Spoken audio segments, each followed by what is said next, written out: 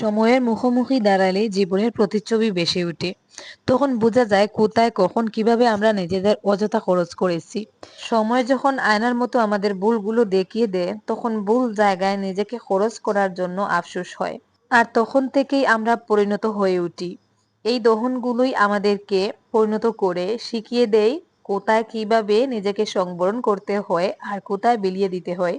আসসালামু আলাইকুম। আশা করি আপনারা সবাই ভালো আছেন। আমরা ভালো আছি আলহামদুলিল্লাহ। সুখ দুঃখের সংসারের আরো একটা নতুন ভিডিওতে আপনাদেরকে আরো একবার স্বাগত জানিয়ে আবারও আরেকটা নতুন দিনের কাজকর্ম নিয়ে চলে এলাম আপনাদের মাঝে। বাস্কেটের মধ্যে আমি এবার শসার গাছ লাগিয়েছি। মাশাআল্লাহ, দেখুন আমার শসার গাছগুলো একটু একটু করে চোখের সামনে বড় হয়ে যাচ্ছে। পাতার কালারটা দেখে বোঝা যাচ্ছে গাছের স্বাস্থ্যটাও ভালো আছে। গাছগুলো এখন মোটামুটি বড় হয়ে গেছে। 2-3 দিনের ভেতর গাছগুলো লতানো শুরু করবে। গাছ থেকে গাছ লতানো শুরু করার আগেই আমি ছোট ছোট কিছু বাঁশের কঞ্চি পুঁতে দিচ্ছি, যাতে গাছ লতানো শুরু করলেই ওই বাঁশের কঞ্চিগুলোকে সাপোর্ট হিসাবে আঁকড়ে ধরে উপর দিকে উঠতে পারে। আরো 1-2 দিন পরেও দিলে হতো, বাট আজকে হাতের কাছে কিছু বাঁশের কঞ্চি পেয়ে গেলাম, তাই ভাবলাম অ্যাডভান্স কাজটা সেরে রাখি, পরে আবার হয়তো দিতে দিতে লেট হয়ে যাবে। বৃষ্টির দিন চলে আসছে, তাই বাড়ির সামনের অংশটা খুব তাড়াতাড়ি নোংরা হয়, যেহেতু গাছের উপরে বড়ই গাছ আছে, সেই সাথে দেখা যায় বাচ্চারা চিপস খায়, চকলেট খায়, তো পলিথিন গুলো ওখানেই ফেলে দেয়। গতদিন শিফাকে বলেছিলাম সামনের দিকটা একটু ঝাড়ু দিতে, ও ঝাড়ু দিয়ে সবকটা ময়লা আমার এই সবজি বাগানের যে নেট দিয়ে বেড়া দিছি ওই বেড়ার কাছে জমিয়ে রাখছে। আবার আমার মুরগিগুলো আশ্রে আশ্রে সবকটা ময়লা এখানে ছড়িয়ে ছিটিয়ে রাখছে, দেখতে খুব বাজে লাগতেছে, তাই ভাবলাম সামনের দিকটা পরিষ্কার করে নেই। অন্যকে দিয়ে কাজ করালে কাজগুলো মনের মতন হয় না, ওরা ওদের মতন করে আহ সামনের দিক পরিষ্কার করে পেছনে জমিয়ে রাখে, তাই নিজেই করে নিচ্ছি। বারান্দায় ফুলের টবগুলোতেও গত 2-3 দিন পানি দেওয়া হয় নাই। আর যেহেতু এই জায়গাটা সব সময় রোদ পায়, সারাদিন সকাল থেকে সকাল 10টা থেকে একেবারে সূর্য অস্ত যাওয়া পর্যন্ত এই জায়গায় রোদ থাকে। তাই টবের পানিটা খুব তাড়াতাড়ি শুকিয়ে যায়। আজ 3 দিন হয়ে গেছে পানি দেওয়া হয় নাই। 2-3টা গাছ একটু একটু করে শুকাতে শুরু করে দিছে, তাই ভাবলাম আর লেট করলে চলবে না। আমার একটা স্বভাব আছে, আমি যখনই কাজ যখন যেটা দেখবো তখন যদি সেটা না করি, তাহলে পরে করব বলে হয়তো 2-3 দিন চলে যাবে এরকম। এটা আমার একটা ব্যাড হ্যাবিট, আমি নিজেও মনে করি। তো যাই হোক, এখানে আমার বড় সাইজের একটা অ্যালোভেরার গাছ দেখুন। প্রথম দিকে আমি আসলে অ্যালোভেরা গাছের প্রপার যত্ন নিতে পারতাম না। এখন মাশাল্লাহ অ্যালোভেরার গাছের পর্যাপ্ত পরিমাণে কখন পানি দিতে হবে, কখন কি দিতে হবে সেটা আস্তে আস্তে বুঝে গেছি। তাই এখন অ্যালোভেরা গাছগুলো আমার ভালোই হচ্ছে আস্তে আস্তে। আমার এই বারান্দাটায় টোটাল 30টা ফুলের টব আছে, দেখতেই পাচ্ছেন, ছোট বড় মিলিয়ে 30টা। তো 30টা টবে 30টা গাছ আছে, পানি দিতে গেলেও দেখা যায় 8 ঘন্টার সময় থেকে বেশি লেগে যায়। আর আমার বাড়ির মাটিগুলোর ধরনও অতটাও ভালো না, তাই আমি একটা জিনিস লক্ষ্য করে দেখছি, যে কোনো জিনিস খালি মাটিতে লাগানোর থেকে টবে লাগালেই ভালো হয়। যেমন আমার ফুল গাছগুলোই আপনারা দেখছেন, প্রত্যেকটা শুকনো গাছে অনবরত ফুল হচ্ছে, কিন্তু ওই গাছগুলো যদি আমি টব থেকে উঠিয়ে মাটিতে নিয়ে লাগাই, তাহলে রেজাল্টটা আপনারা ভিন্ন রকম দেখবেন। গাছগুলো একটু একটু করে মনে হবে যে শক্তি পাচ্ছে না, এরকম একটা অবস্থা আর কি। অনেক শখ করে আমার বারান্দার সামনে আমি এই যে ফ্লাওয়ার শেড গুলো করেছিলাম, ভাবছিলাম ওখানে আহ সারি দড়িয়ে সুন্দর সুন্দর ফুল লাগাবো। তো ওখানে অনেক ফুলের গাছ লাগিয়েছি, নার্সারি থেকেও এনে লাগিয়েছি, কিন্তু যেই গাছগুলো আগের বছর যেরকম, তারপরের বছরও আপনারা দেখবেন সেই একই সাইজেই রয়েছে গাছগুলো, কেন জানি বড় হতে চায় না। মাটিগুলো মনে হয় এতটা খারাপ, মাটি থেকে গাছ কোনো খাদ্য গ্রহণ করতে পারে না, শক্তি পায় না, এরকম আর কি। তাই এখন আর নার্সারি থেকে কোনো নতুন গাছ আনলে আমি নতুন একটা টবও সাথে নিয়ে আসি, যাতে টবের মধ্যে গাছটা লাগাতে পারি। এই গাছগুলো দেখুন, অনেক আগে ওয়ান টাইম গাছ এনে লাগিয়েছিলাম, এখনো মাশাআল্লাহ অনবরত ফুল দিয়ে যাচ্ছে। আগা ছাঁটাই করে দিচ্ছি, তারপরে আবার নতুন করে ফুল আসতেছে। আজকে আবারও কিছু ডাটা উঠাবো। ডাটাগুলো দেখুন আহ বড় হয়ে গেছে, আমার মনে হচ্ছে এখনই খাওয়ার একেবারে উপযুক্ত। এর থেকে বেশি বড় হয়ে গেলে ডাটার মধ্যে অনেক আঁশ চলে আসে, যেগুলো পরিষ্কার করতে অনেক সময় লাগে।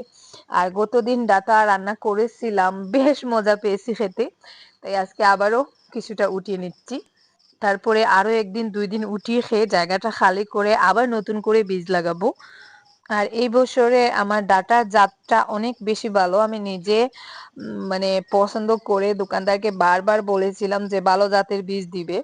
তো যাই হোক, ডাটার জাতটা অনেক ভালো, এখনো অনেকটাই নরম। দেখুন গাছের মিডিলে ধরে টান দিলে গাছের মধ্যের অংশে ভেঙে হাতে চলে আসছে, মানে মাথা হাতে চলে আসছে, গুড়া রয়ে যাচ্ছে মাটিতে, এরকমই আর কি। এই যে দেখুন অনেকটা নরম। তো আমি একটু বড় বড় দেখে ওগুলো রেখে দিচ্ছি, আর একটু ছোট ছোট যেগুলো ওগুলো উঠিয়ে নিচ্ছি। আপনারা অনেকে আমার ঘরের কাজের থেকে বাইরের কাজগুলো বেশি পছন্দ করেন, বিশেষ করে আমার সবজি বাগানের ভিডিও অনেক বেশি পছন্দ করেন। তাই আজকে আমার সবজি বাগানের কাজ টাজ ওগুলোই বেশি পাবেন। আর ঘরের কাজ আজকে খুব কম করে শেয়ার করব আপনাদের সাথে। আর আমি কিন্তু আজকে বেশিরভাগ বাইরেই কাজ করেছি, ঘরে তেমন একটা কাজ করি নাই। আজকের ওয়েদারটা ভালো, দেখতে পাচ্ছেন রোদও নেই বৃষ্টিও নেই, মানে একটু ঠান্ডা ঠান্ডা ওয়েদার। আর ওই ধরনের ওয়েদারে বাগানে কাজ করতে ভালো লাগে।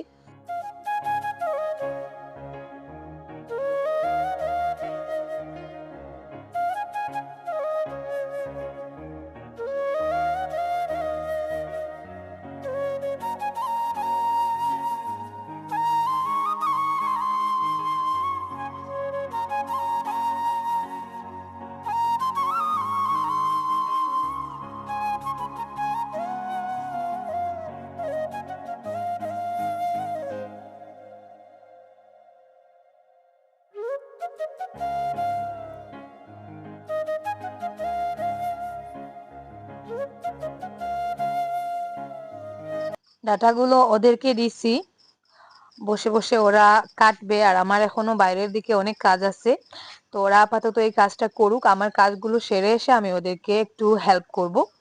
ওরা কাজ করতেছে, পাশে দেখুন একটা পাকা বুড়ি আমার ছাগলটা আবার নতুন করে ও বাচ্চা দিবে। আর স্বাস্থ্যের অবস্থা খারাপ, দেখতেই পাচ্ছেন একেবারে দুর্বল হয়ে গেছে শেষের পর্যায়ে। আগে ও যখন নতুন করে বাচ্চা টাচ্চা দিত তখন কিন্তু খুব খুশি হতাম, কিন্তু এখন আর ওই খুশিটা আসে না, কারণ আমাদের বাড়ির আশপাশটা চোর চোরটা একেবারে ভরে গেছে। একটা ছাগলের দুধের বাচ্চাকেও ছাড়ে না, চুরি করে নিয়ে যায়। তাই এখন আর বাচ্চা দিলেই বা কি, না দিলেই বা কি। আর আমার এই ছাগলটা আমি বিক্রিও করতে পারি না, আমার মায়া লেগে যায়, যেহেতু অনেক আগে থেকে ছোট থেকে আমি ওকে পালছি, বড় করছি, তাই ওর প্রতি আমার মায়াটা সবার থেকে বেশি। ডাটাটা কিভাবে কাটতে হবে ওটা পাশে দাঁড়িয়ে দাঁড়িয়ে ওদেরকে একটু বুঝিয়ে দিলাম। এখন আমি চলে যাচ্ছি আমার কাজে। তো এখানে দেখুন বাড়িতে নতুন একটা কাজ করা হবে, যার জন্য কিছু বাঁশ কিনে আনা হয়েছে। তো ওখান থেকে আমি কিছু বাঁশের আগা কেটে নিচ্ছি। আমার আরো একটা কাজ আছে, মানে ওই বাঁশগুলো প্রত্যেকটা বাঁশ মনে হয় 20 টাকা করে কিনে আনা হয়েছে। কয়েকটা বাঁশের আমার খুব প্রয়োজন ছিল, তাই আমাদের ওই গ্রামের একজন দাদাকে বলেছিলাম কিছু বাঁশ এনে দিতে। তো উনাকে বললেই উনি দিয়ে যান, উনি কেটে এনে দিয়ে গেছেন। আর এখন কি কাজ করি সেটা আপনাদেরকে আহ দেখাই, চলুন। তো এখানে দেখুন আমি জিঙ্গা লাগিয়েছিলাম কয়েক জায়গায়। তো এক সাইডে যে জিঙ্গাগুলো লাগিয়েছিলাম ওগুলোতে কয়েকদিন আগে আমি লাইলনের সুতা দিয়ে মাচার মতন করে করে দিয়েছিলাম, আপনারা দেখছেন। আর এখন এখানে এই সাইডে আরো 2 জায়গায় জিঙ্গা লাগিয়েছিলাম। তো ওগুলোতে এখন মানে ওই জিঙ্গার গাছগুলো এখন মাচায় উঠাতে হবে।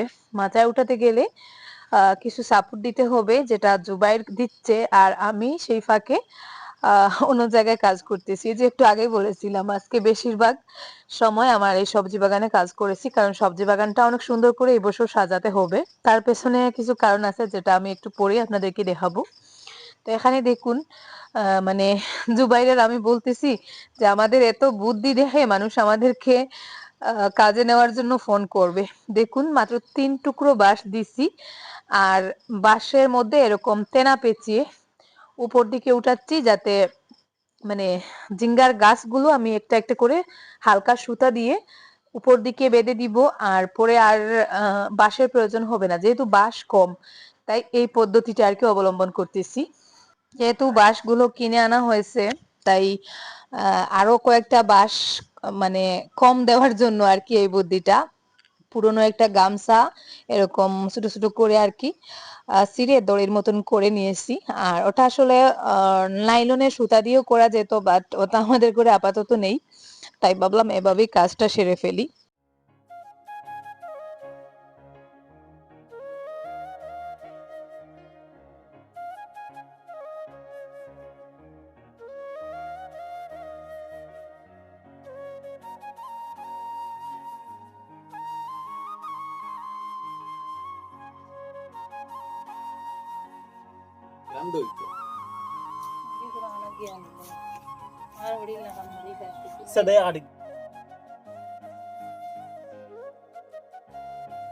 আর এই সাইডে দেখুন, এইবার আমার এই সাইডটাতে শুধু শশা লাগাচ্ছি।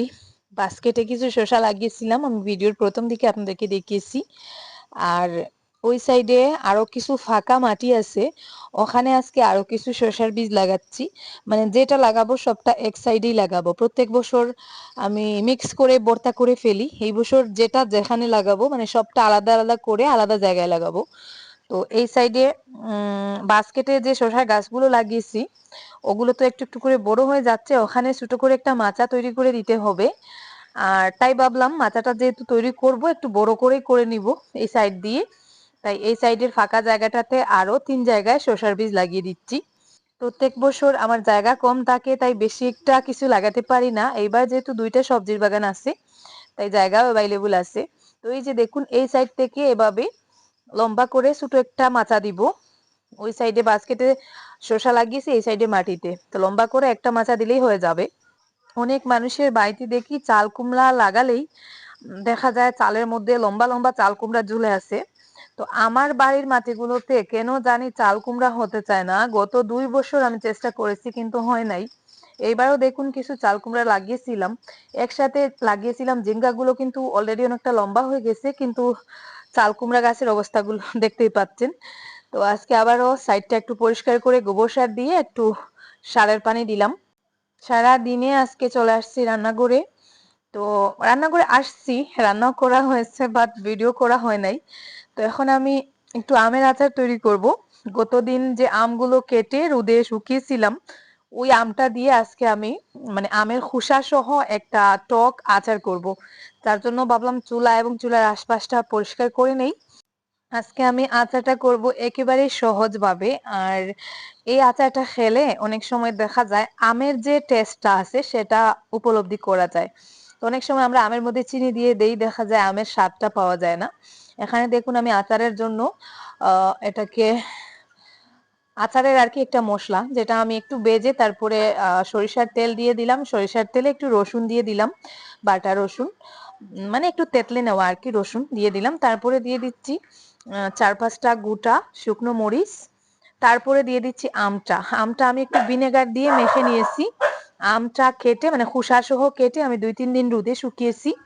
একটু রোদে শুকিয়ে নিলে দেখা যায় আমটা মানে আস্ত অবস্থায় থাকে আর কি, একটা আমও ভেঙে যায় না। তো এখন আমি দিয়ে দিচ্ছি হলুদের গুঁড়া, একটু ধনিয়ার গুঁড়া, একটু মরিচের গুঁড়া, লবণ। আর ওই সরিষার তেলে এভাবেই আর কি কিছুক্ষণ নাড়াচাড়া করে চুলার আঁচ একেবারে কমিয়ে দেখুন আমি আচারটা তৈরি করে নিচ্ছি। এই আচারে কোনো মিষ্টি জাতীয় কিছু থাকবে না, জাস্ট টক থাকবে, টকের মধ্যে একটু নোনতা থাকবে আর জাল থাকবে। আর আমের যে কাঁচা ফ্লেভারটা আছে ওটা পাওয়া যাবে। তো এখানে আচারের জন্য আমি মশলাটা রেডি করে নিচ্ছি। এদিকে আমার আচারটা হয়ে গেছে, দেখুন একটু ডুবো ডুবো তেল আর সরিষার তেলের খুব সুন্দর একটা ফ্লেভার বেরিয়েছে। এখন আমি আচারের মশলাটা দিয়ে দিচ্ছি। যেহেতু আমি চুলার আঁচটা কমিয়ে অনেকক্ষণ থেকে আমটা আমি রান্না করছি, দেখুন এক টুকরো আমও কিন্তু ভেঙে যায় নাই, যেহেতু আমি খোসা সহ দিয়েছি তারপরে আবার শুকিয়েছি। তো আমার আচারটা এখন রেডি, এখন নামিয়ে ঠান্ডা করে কৌটাতে ভরে নিব। এখন দুপুরের জন্য রান্না বান্না করতে হবে। তো ওইদিকে রাহেলা আর শিফা এখনো ডাটাগুলো নিয়ে ব্যস্ত। তো আমি একটু ডাটা কাটতে হেল্প করব আর সেই সাথে করলাগুলো কেটে কুটে ভাজি করব দুপুরের জন্য। কিছু ডাল রয়ে গেছে সকালের, আর এখন ডাটার শাকগুলো ভাজি করব আর হচ্ছে করলাটা ভাজি করব। এটা দিয়ে দুপুরের খাবারটা হয়ে যাবে। আর ডাটাটা ছোট মাছ দিয়ে মানে বিকালের জন্য আর কি রাতের জন্য রান্না করে রাখবো। ডাটা পরিষ্কার করতে ওদেরকে একটু হেল্প করলাম। আর এখন আমি করলাটা নিয়ে বসে পড়েছি। করলাটা কেটে নিয়ে আমি দুপুরের জন্য রান্না বান্নাটা করে নিব। আর ওরা হচ্ছে ডাটাগুলো পরিষ্কার করে রাখবে। ডাটা তরকারি খেতে ভালো লাগে, কিন্তু ওই যে পরিষ্কার করতে অনেকটা সময় লেগে যায়, যার জন্য দেখা যায় অনেক সময় ডাটা তরকারি খেতে চাইলেও এই পরিষ্কার করার আলসেমে রান্না করতে ইচ্ছা করে না। আমি আবারও বাড়িতে নতুন ছোটখাটো একটা কাজ করাচ্ছি, মানে ওই দাদাকে দিয়ে কাজটা করাবো, হয়তো 2 হাজিরা লাগবে। তো তো আপনাদের হয়তো মনে আছে আমার অন্য একটা চ্যানেল যেটাতে আমি কুকিং ভিডিও আপলোড করতাম, যেটার জন্য আমি পাকা দিয়ে একটা গড়ও তৈরি করেছিলাম, কিন্তু ওই গড়টা একেবারেই আমার মনের মতন হয় নাই। ওখানে ভিডিও করতে গেলেই আমার মাথায় রাগ চলে আসে, কোনোভাবে ক্যামেরা ধরা যায় না, মানে একটু সুবিধা হয় না ওখানে কাজ করতে। তো কি আর করব, রাগ করে আমি ওই চ্যানেলে ভিডিওই ছেড়ে দেওয়া, মানে ভিডিও দেওয়া আর কি ছেড়ে দিয়েছি। তো এখন আর রাগ করে বসে থাকলে চলবে না, আমার সামান্য একটা ভুলের জন্য ওই গড়টা একেবারেই নষ্ট হয়ে গেছে। তো একটু বেখেয়ালির জন্য আর কি। তো এখন করার কিছু নেই, আমি বাঁশ দিয়ে এখানে ছোটখাটো একটা কুটিরের মতন তৈরি করব। তো যেটা হয়ে যাক আপনারা দেখতে পাবেন, চারদিকে থাকবে সবজির বাগান আর মধ্যে থাকবে আমার ছোট একটা কুঁড়েঘর। মনিটাইজ হয়ে যাওয়া একটা চ্যানেল, জাস্ট এই গড়ের অভাবে আমি এখন আর ভিডিও দিই না, চ্যানেলটা বন্ধ করে রাখছি, যেটা থেকে আমি একবার ফার্স্ট পেমেন্ট 10,000 টাকা পেয়েওছিলাম। তো যাই হোক, ওই চ্যানেলে আমি আবারও ভিডিও দেওয়া শুরু করব, তার আগে আমি আমার জায়গাটা রেডি করে নেই। দেখুন, তো ওটা সামনের ভিডিওতে আপনারা অবশ্যই দেখতে পাবেন। আর আজকের মতো এই পর্যন্ত, সবাই ভালো থাকুন, সুস্থ থাকুন, আল্লাহ হাফেজ, আসসালামু আলাইকুম।